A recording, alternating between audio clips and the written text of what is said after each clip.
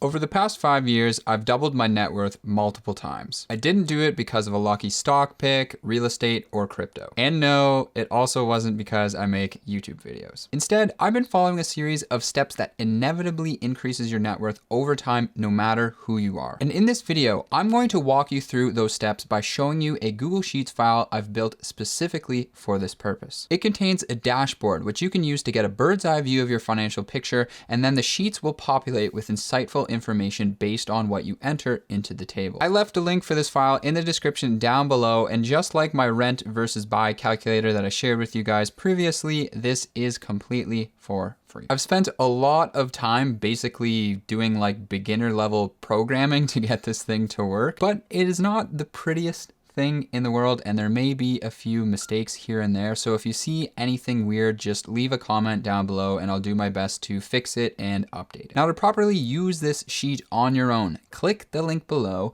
and then next, once you have it open, click on File and then make a copy. This will allow you to input your own information in your own file. So let's walk through how this thing actually works. Now, once again, I've had a friend volunteer their financial information for us to analyze together as an example. So first things first, we'll need to enter our age. Next, you'll need to enter the high level information regarding your income and your expenses. So here you can see that I've broken income down into 3 different categories so that if you have multiple different types of income, you can get a picture of how the different sources stack up against one another. But the important thing to note here is that you have to enter your after-tax income. This whole analysis is going to be based off of the income that you actually take home and can use. Then the next thing we'll need to do is to enter in our annual expenses. Now, this doesn't have to be exact. You can just get a ballpark estimate by guessing your monthly expenses and then multiplying that number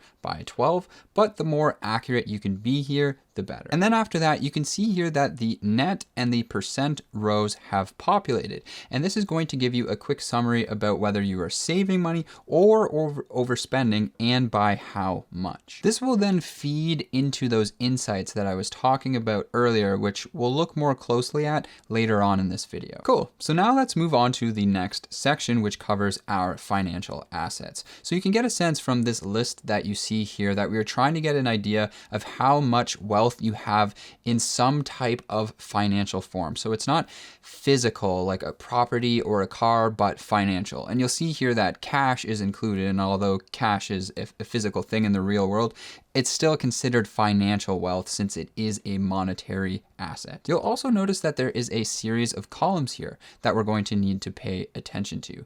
So first, we're going to input how much money we have in all of these different categories. Once that's complete, we'll need to assign a rate of return to each of these categories. For example, if we have money in a savings account, we'll need to check what the interest rate is on that account, and then we can input that number here. And speaking of interest rates, they are going to the moon right now. Okay, maybe it's not actually that dramatic, but it kind of is. Interest rates are rising at their fastest pace in decades. This means that you should be earning much more money in your savings accounts than you are normally used to over the past couple years. And if that doesn't sound like that's something that's happening to you, then listen up. I myself am currently earning 2.25% on my money with today's sponsor, Neo. And speaking of money, $85.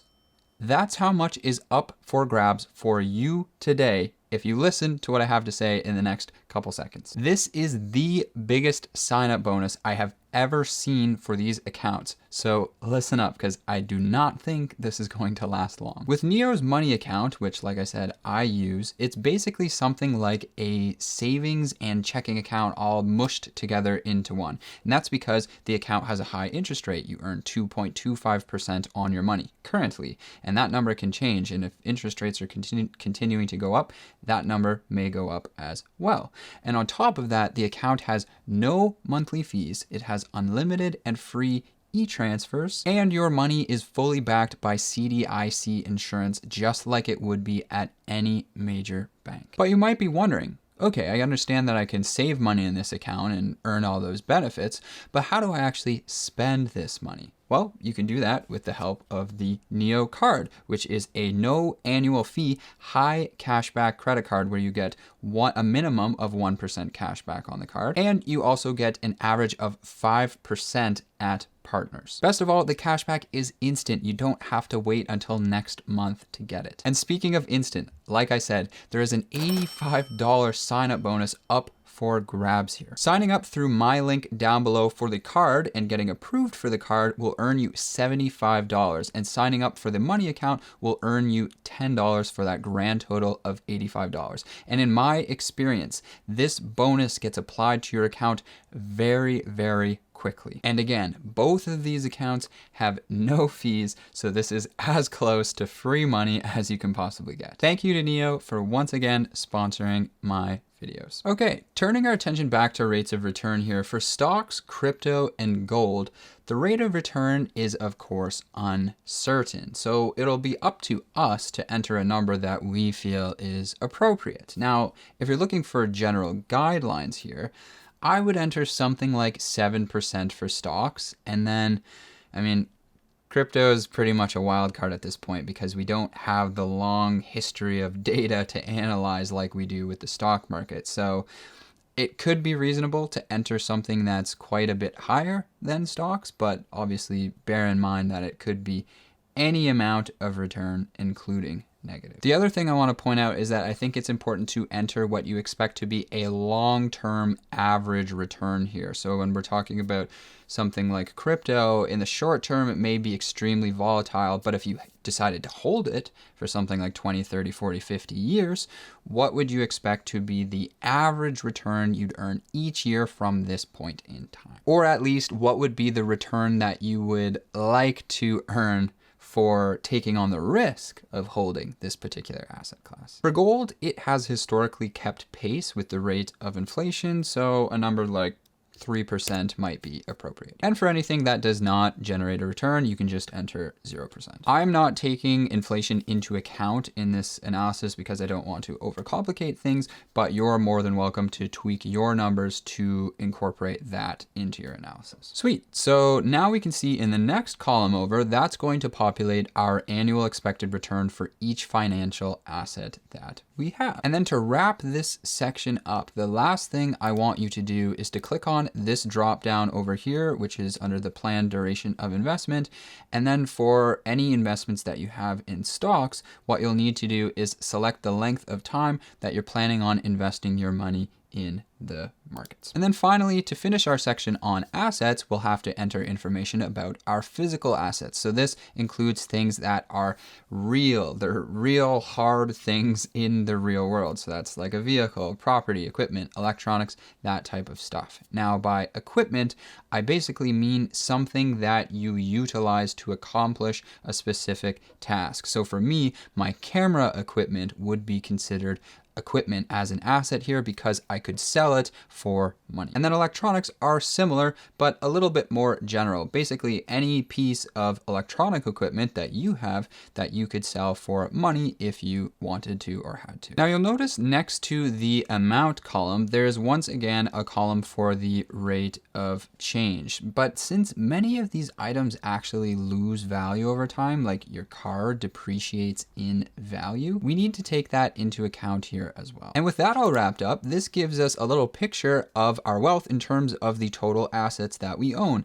how much value they are in total, how much they might change in a year, as well as how much they might depreciate. But that's only half the battle because we also have to take into account our liabilities. So next we'll go through this list and enter the amount of all the different types of debt that we may have. Once that's complete, we'll also once again have to enter some information for the rate of change, but this time it's going to be the interest rate that is associated with our debt. Finally, for this section, the last thing we'll need to do is enter the monthly payment that we have to make for any of the liabilities that we have. Now we're almost done. The last thing to do is just fill out a couple bits of information regarding your housing situation. So first, you'll select from the drop down whether you own your home or not, and if you don't own your own home, then you will enter in the monthly rent that you are currently monthly paying. And voila, this table has taken all this information that we've entered, and then it's going to basically spit out what is your net financial position. So this tells you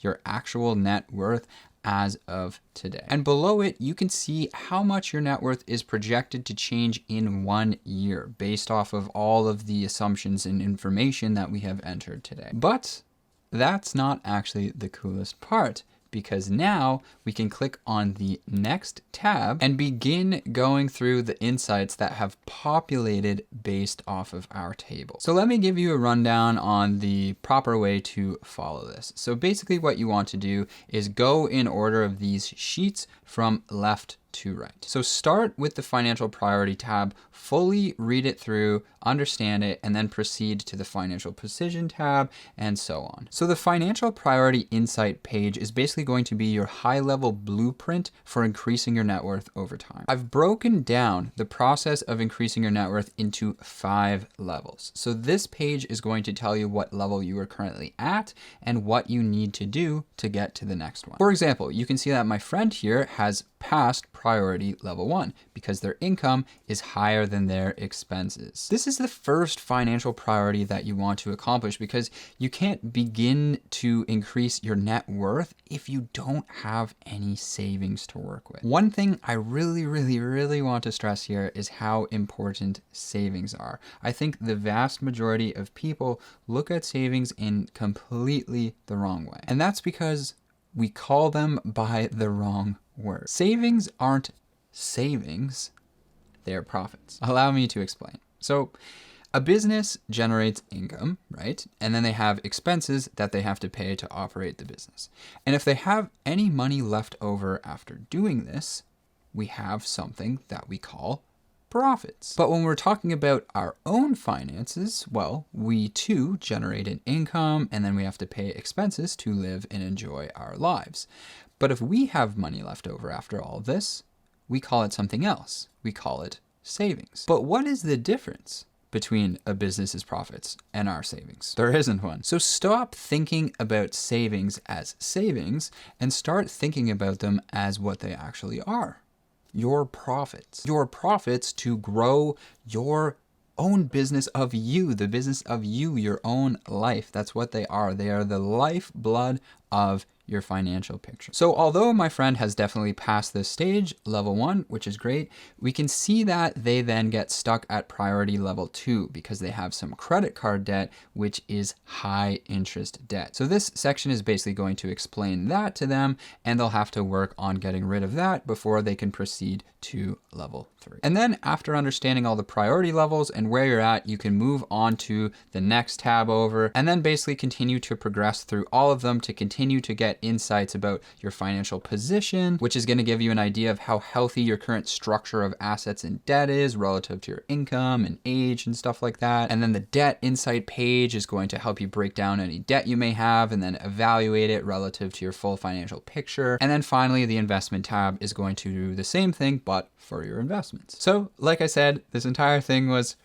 pretty time consuming to build. I know that Google Sheets probably isn't the best place to build something like this, but I don't know any programming or anything like that, but I guess I kind of did like basic beginner level programming to do this. And I know it's not the most beautiful file ever created. I didn't really have time to invest in also making it look super pretty because just getting it to work took so long. But I really hope that you find this helpful. Who needs financial advisors when they have, you know, my little table here, am I right? Yeah, probably doesn't replace a real human, but hey, it's something. So take it for a spin yourself, and before you head out, don't forget to check out the link down below for Neo if you do want to snag that $85. Like I said, that is the craziest sign-up bonus I have ever seen, and I have no idea how long it will last, but I'm guessing not very long. Thank you so much for watching. Let me know how you find the sheet, and have yourself a great day.